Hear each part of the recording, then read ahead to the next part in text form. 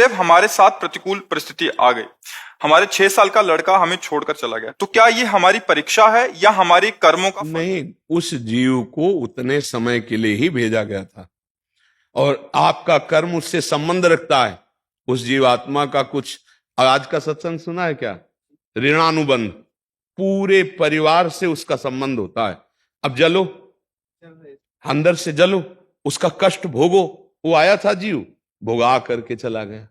लालच में, मोह में फंसाया। मेरा पुत्र बढ़िया पढ़ लिख कर सयाना होगा, सब कोई चाहता है, और बीच से ही गया। अब जलो, अब रो, ये भोग भोगा जा रहा है कर्म का। हाँ, तो इसी से मुक्त होने के लिए तो अध्यात्म है। जो जीव कोई गर्भ, बिल्कुल सत्संग में सुनो, अगर ध्यान से सुनो कि कुछ गर्भे में चले जाते, कुछ बाहर आके चले जाते, कुछ यौवन अवस्था में चले जाते, कोई परिपक्व अवस्था में जाते हैं, उसमें भी वो प्रकट होकर के यदि आपको दुख देना है तो ऐसे आचरण करेगा कि जिंदा में भी रोते रहोगे, जिंदा में भी रोते रहोगे।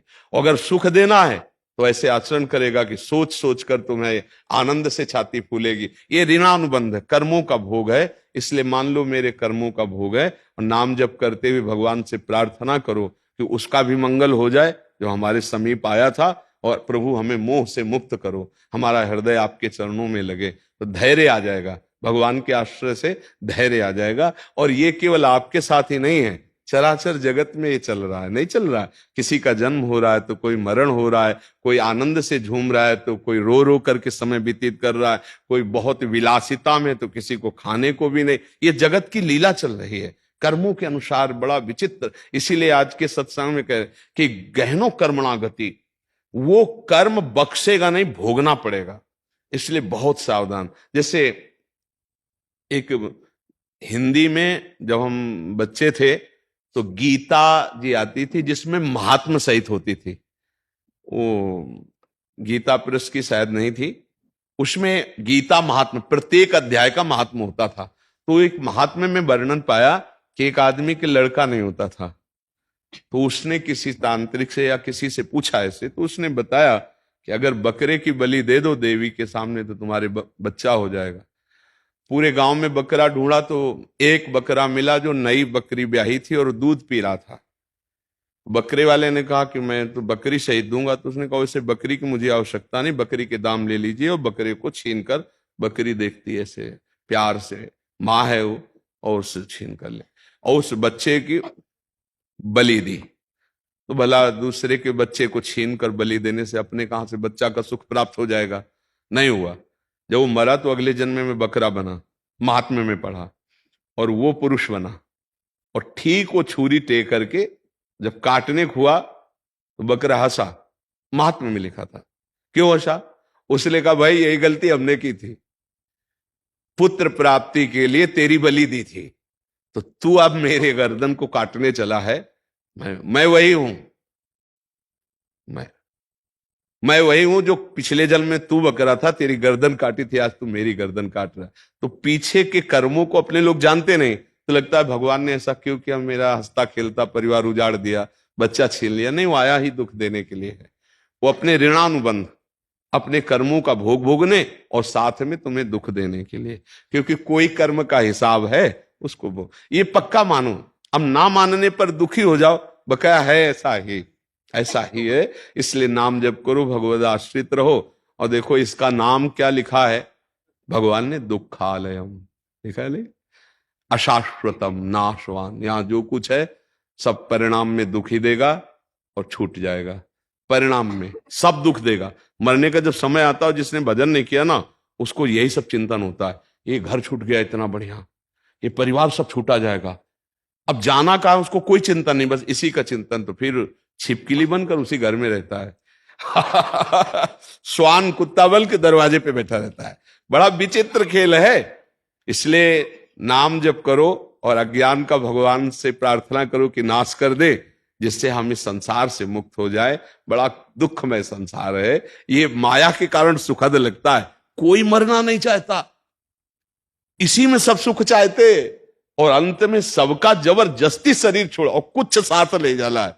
और जो साथ जाना है राधा राधा राधा, वो जपने में रुचि नहीं है, भजन में रुचि नहीं। बड़ा विचित्र खेल। इसलिए नाम जप करो, भगवद आश्रित रहो, अब ये दुखालय, यहाँ विविध प्रकार के दुख मिलते ही रहते हैं। भगवान के पिता को सुख नहीं मिला, वो भी रो रो के ही प्राण त्याग रहे हैं, हा राम हा राम।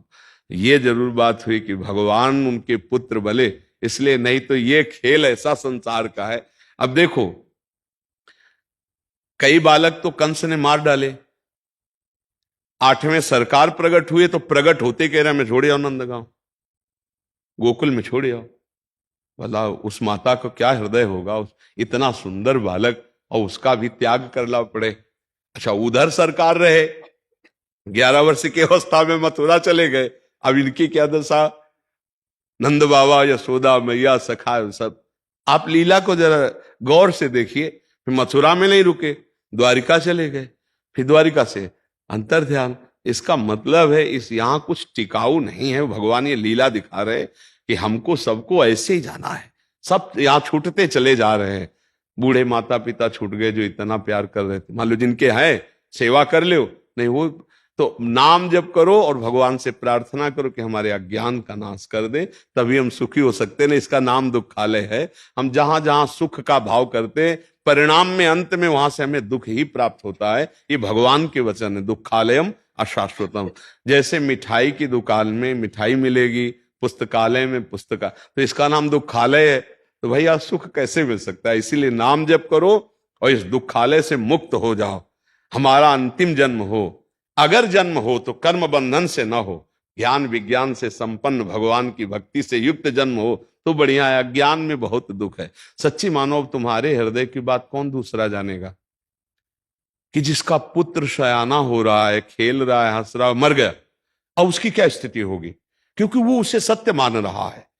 अब तुम्हारे हृदय के क्षोभ को केवल भगवान ही मिटा सकते हैं, दूसरा कैसे मिटा सकता है? तो भगवान से प्रार्थना करो और नाम जप करो।